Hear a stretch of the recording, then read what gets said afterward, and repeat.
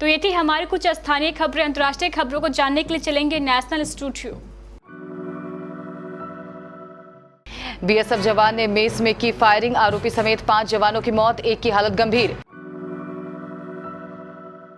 Ukraine के राष्ट्रपति Zelensky का दावा, ओडेशा शहर पर हमला करने की तैयारी कर रहा रूस। जेलेंस्की का बड़ा दावा, 2 प्लांट पर कब्जे के बाद अब तीसरे परमाणु प्लांट की ओर बढ़ रही रूसी सेना। व्लादिमीर पुतिन ने यूक्रेन को दी धमकी, बोले पश्चिमी देशों से हाथ मिलाए तो खत्म हो जाएगा कीव। अखिलेश ने साधा भाजपा पर निशाना। बिहार एमएलसी चुनाव के लिए कांग्रेस ने खोले अपने पत्ते, 8 सीटों पर किया प्रत्याशियों का ऐलान। दिल्ली में 9 मार्च से फिर बदलेंगे मौसम, बढ़ते तापमान के बीच बारिश का भी अनुमान। युद्ध के बीच पुतिन की नई धमकी, यूक्रेन का स्वतंत्र देश के तौर पर अस्तित्व ही खतरे में। जानवी कपूर ने बर्थडे पर तिरुपति बालाजी मंदिर में किए दर्शन, साड़ी पहने एक्ट्रेस के स्माइल पर हो जाएंगे फिदा। और सर जडेजा के नाम दर्ज हुआ एक और ऐतिहासिक रिकॉर्ड, 1973 के बाद ऐसा करने वाले बने पहले खिलाड़ी। पंजाब के अमृतसर में तैनात सीमा सुरक्षा बल की एक मेस में फायरिंग की खबर है। इस हादसे में 5 जवानों की मौत हो गई है, जबकि एक जवान गंभीर रूप से घायल हो गया।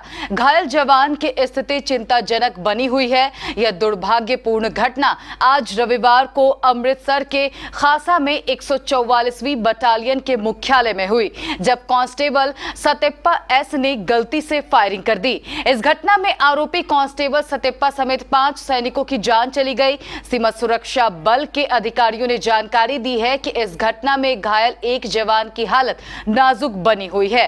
फायरिंग के कारणों का पता लगाने के लिए कोर्ट ऑफ इंक्वायरी के आदेश दे दिए गए हैं। इस घटना में मरने वाले जवानों में head constable DS Torsakar, head constable Baljinder Kumar, constable Ratan Chand भी शामिल है। रूस की ओर से यूक्रेन के खिलाफ छेड़ी गई जंग को अब 11 दिन बीत चुके हैं। यूक्रेनी सेना ने अब तक रूस के लिए गतिरोध की स्थिति बना रखी है। रूस की ओर से यूक्रेन की राजधानी कीव और दूसरे सबसे बड़े शहर खार्किव पर किए जा रहे हमले नागरिकों की जान लेने के बावजूद यूक्रेनी सेना के हौसले नहीं डिगा पाए हैं। इस बीच खबर आई है कि खार्किव में यूक्रेनी सेना ने पलटवार करते हुए रूसी उपकरणों की 30 यूनिट्स पर कब्जा जमा लिया है। उधर जंग के दौरान बंदी बनाए गए सैनिकों के लिए यूक्रेन बंदी गृहों की व्यवस्था भी कर रहा है। यूक्रेन के राष्ट्रपति व्लादिमीर जेलेंस्की ने कहा कि रूस की सेना ओडेशा शहर पर बमबारी करने की तैयारी कर रही है। यह शहर ब्लैक सी तट पर स्थित है। उन्होंने टीवी पर प्रसारित एक संबोधन में कहा, ओडेशा के खिलाफ रॉकेट यह एक युद्ध अपराध है।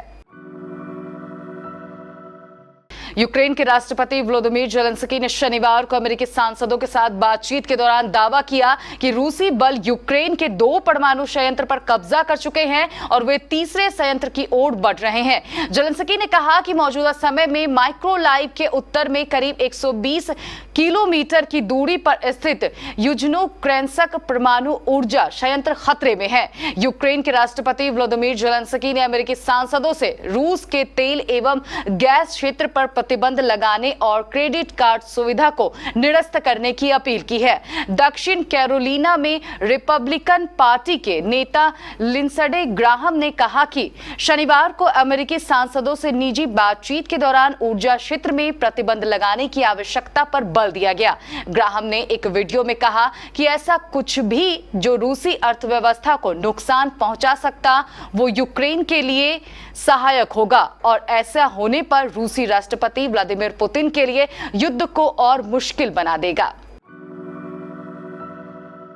रूस के राष्ट्रपति व्लादिमीर पुतिन ने यूक्रेन को धमकी दी है कि अगर इसी तरह वह दुनिया भर के देशों को लामबंद करके रूस पर प्रतिबंध लगवाता रहा तो कीव का अस्तित्व खतरे में पड़ जाएगा। व्लादिमीर पुतिन ने कहा कि यूक्रेन की तरफ से मारियोपोल में भी सीज फायर तोड़ा गया है। बता दें कि रूस ने यूक्रेन के 2 शहरों में कल सीज फायर घोषित किया था, जिससे कि यहां से आम नागरिक निकल सके।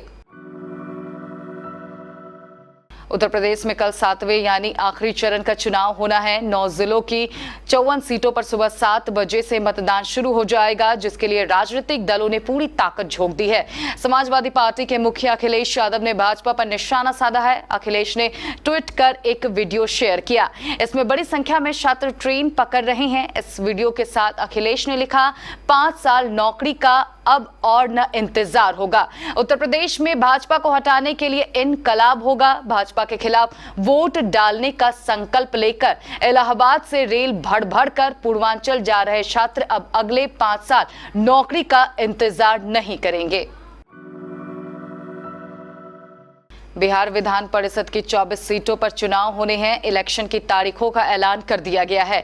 4 अप्रैल को सुबह 8 बजे से दोपहर 4 बजे तक वोट डाले जाएंगे, जबकि 7 अप्रैल को मतगणना होगी। चुनाव के लिए राष्ट्रीय जनतांत्रिक गठबंधन और राष्ट्रीय जनता दल के बाद अब कांग्रेस ने भी अपने पत्ते खोल दिए हैं। पार्टी ने शनिवार को अपने 8 उम्मीदवारों के नामों की घोषणा कर दी। अभी शेष 16 सीटों पर कांग्रेस ने कैंडिडेट तय नहीं किए हैं, जिनका ऐलान बाद में किया जाएगा।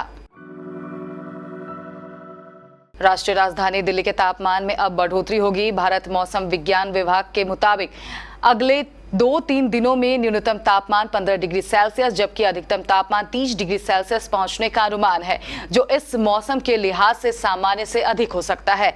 मौसम विभाग के अनुसार दिल्ली में आज यानी 6 मार्च को न्यूनतम तापमान लगभग 14 डिग्री सेल्सियस दर्ज किया गया, जो कि इस मौसम के औसत से 2 डिग्री कम है।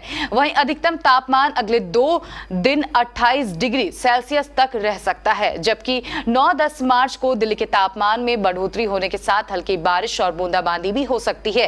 इसके अलावा 11 और 12 मार्च को हवाएं चलने का अनुमान है। मौसम विभाग के अनुसार 9 और 10 मार्च को बादल छाए रहने और अधिकतम तापमान 30 तथा न्यूनतम तापमान 15 डिग्री सेल्सियस बने रहने का अनुमान है। रूस के राष्ट्रपति व्लादिमीर पुतिन के ताजा बयान से यूक्रेन के एक स्वतंत्र देश के अस्तित्व पर भी खतरा मंडराने लगा है।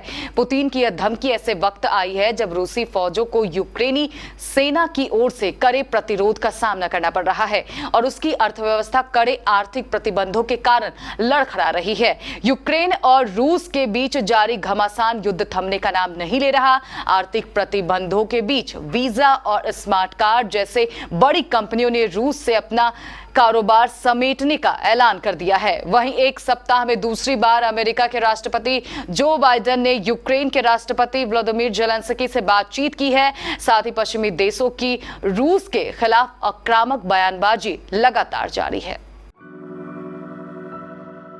बॉलीवुड एक्ट्रेस जानवी कपूर का 6 मार्च का दिन खुशियों से भरा है, क्योंकि वो इस दिन अपना 25वां जन्मदिन मना रही है। जानवी कपूर ने इस खास दिन पर तिरुपति बालाजी मंदिर में जाकर दर्शन किए। सबसे खास बात ये रही कि उन्होंने साड़ी पहनी हुई थी।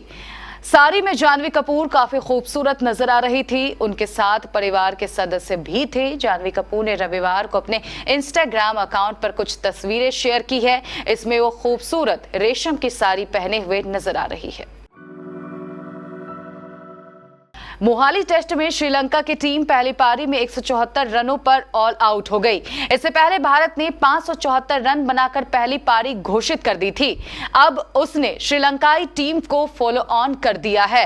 टीम इंडिया की ओर से शानदार बल्लेबाजी करते हुए रविंद्र जडेजा ने 5 विकेट झटके। इससे पहले उन्होंने नाबाद 175 रन बनाए थे। जडेजा ने अपने इस प्रदर्शन की बदौलत एक खास रिकॉर्ड अपने नाम कर लिया।